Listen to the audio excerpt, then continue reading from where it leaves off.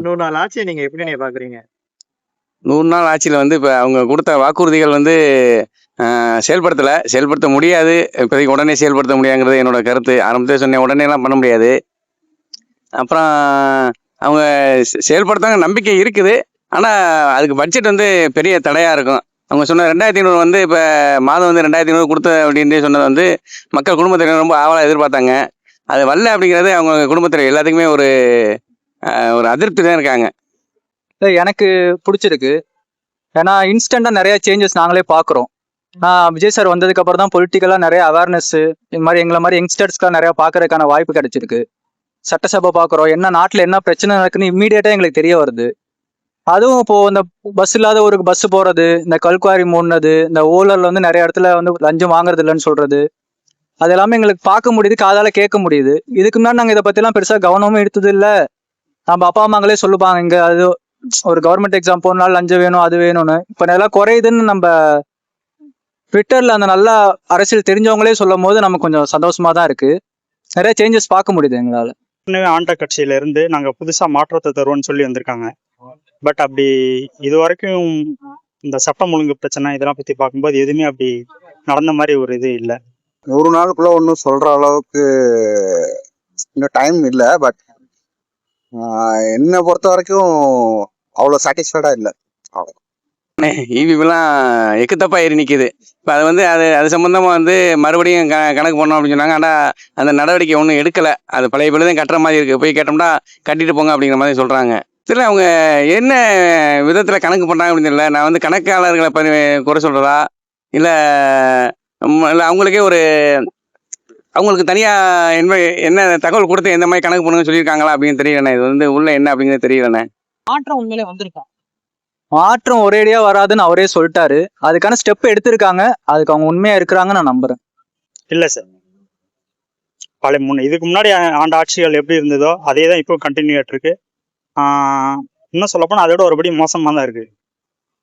கண்டிப்பா இல்லை. அவங்க பண்ணதை இவங்க பண்றாங்க, இவங்க பண்ணதை அவங்க பண்றாங்க. மற்றபடி ஆள் மாறி இருக்க தவிர எதுவுமே மாறின மாதிரி தெரியல. சட்டம் ஒழுங்குனே அந்த ஆட்சியில இருந்தா அந்த ஆட்சி இருந்தா இந்த ஆட்சிக்காரவங்க அதை குறை சொல்லுவாங்க, இந்த ஆட்சியில இருக்கலாம் அந்த ஆட்சிக்காரவங்க குறை சொல்லுவாங்க. சட்டம் ஒழுங்கு எப்பவுமே வந்து கொஞ்சம் குறைவா தானே இருக்கு. சட்டம் ஒழுங்குங்கிறது ரொம்ப பாதுகாப்பு இல்லாம தான் இருக்கு. யாருக்குமே பாதுகாப்பு இல்லாம தான் இருக்கு. அது வந்து ஒன்னும் டைட் பண்ணாலும் முடியாது. சிங்கப்பெண் திட்டம் கொண்டு வந்தாங்க. அது நல்லா ரீச் ஆச்சு.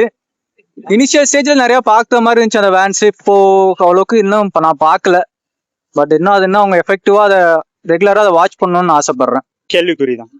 பட் அது எந்த அளவு வசம் இல்லை. ஏன்னா எனக்கு தெரிஞ்ச கேசஸ் இப்போ நிறைய வந்துட்டு இருக்கிற மாதிரி நியூஸ் பேப்பர்ல பாக்குறேன். அதனால குறைஞ்ச மாதிரி ஒன்றும் தெரியல. இல்லைண்ணே, நம்மளே டெய்லி பார்க்குறோமே பேப்பரில். எங்கிட்டாவது ஒரு பக்கெட்டு வந்து எவராச்சும் கைவிட்டு வாங்குறதா தானே தகவல் வந்துக்கிட்டே இருக்கு. ஊழல் ஒழிக்கிறதுக்கு உடனே முடியாதுங்கிறது என்னோட கருத்து. ஆனால் ஒழிக்கலாம், கொஞ்சம் நாள் ஆகும். கொஞ்சம் இப்போ ஓரளவுக்கு பயம் இருக்கு, அதிகாரிகள்கிட்ட கொஞ்சம் பயம் இருக்கு, நம்ம பார்க்குற தெரியுது. லஞ்சம் தான் சொல்லியிருந்தேன்ல, நிறைய பேர் அந்த அரசியல் தெரிஞ்சவங்களே சொல்றாங்க இந்த இடத்துல வாங்குறது இல்லை அங்கே வாங்குறது இல்லைன்னு. ஒரு 10ல் ஒரு 6 பேர் சரியாயிருக்காங்களானாலே ஒரு சேஞ்ச் தானே. போக போக அது 8, 9ன்னு மாறும்.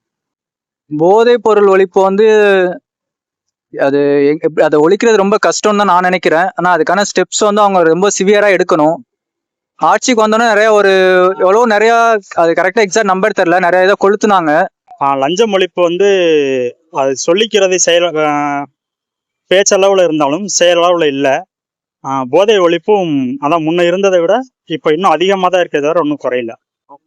அப்படி சொல்ல முடியாது. ஏதோ இப்போ ரீசெண்டா கூட ஏதோ பிரச்சனை எல்லாம் போயிட்டு இருக்கு. குறைஞ்சிருச்சுன்னு சொல்ல முடியாது. அது எல்லா ஆட்சியிலுமே இருக்கும். பட் ஆனா குறைஞ்சிருச்சுன்னு சொல்ல முடியாது. ஆட்சிக்கு நீங்க கொடுக்கக்கூடிய மதிப்பெண் 100க்கு என்ன மதிப்பு? 100க்கு நான் 75 கொடுப்பேன்.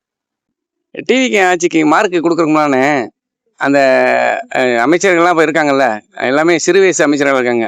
சட்டசபைக்குன்னு ஒரு மாண்பு இருக்கு. அந்த மாண்பு படி பேசணும். நம்மளுக்கு வாயில தகுந்த மாதிரி நான் இப்போ பேசுகிற மாதிரி, நான் ஒரு பொது இடத்துல பேசுகிற மாதிரி பேசினா அது நல்லா இருக்காது. அதெல்லாம் மக்கள்கிட்ட வந்து ஒரு அதிருப்தியாக இருக்குது. சிறு வயசு பையன்களுக்கு அது பிடிக்கும். ஆனால் வந்து பெரிய ஆளுங்க ஒரு முதிர்ச்சியில் உள்ளவங்களுக்கு அது வந்து ஒரு அநாகரிகமாக தெரியுது அந்த வார்த்தைகள்லாம். அதனால் வந்து அதெல்லாம் குறைச்சிக்கிட்டாங்க அப்படின்னா ஒரு நல்ல பேர் இருக்கும். இதே மாதிரி போனாங்கன்னா பேர் கெடுத்துக்குருவாங்க அவங்க. 100க்கு ஒரு 40% போடலாம். ஏன் அவ்வளோ கம்மியா? ஆமாம், அவ்வளோதான் தெரியுது. சொல்கிறது எதுவுமே செயல்படுத்துகிற மாதிரி தெரியல. இப்போ வந்து எல்லாமே பார்த்தீங்களா, எல்லாமே வந்து திட்டங்கள் வந்து பேர் மட்டும்தான் பண்ணுறாங்க.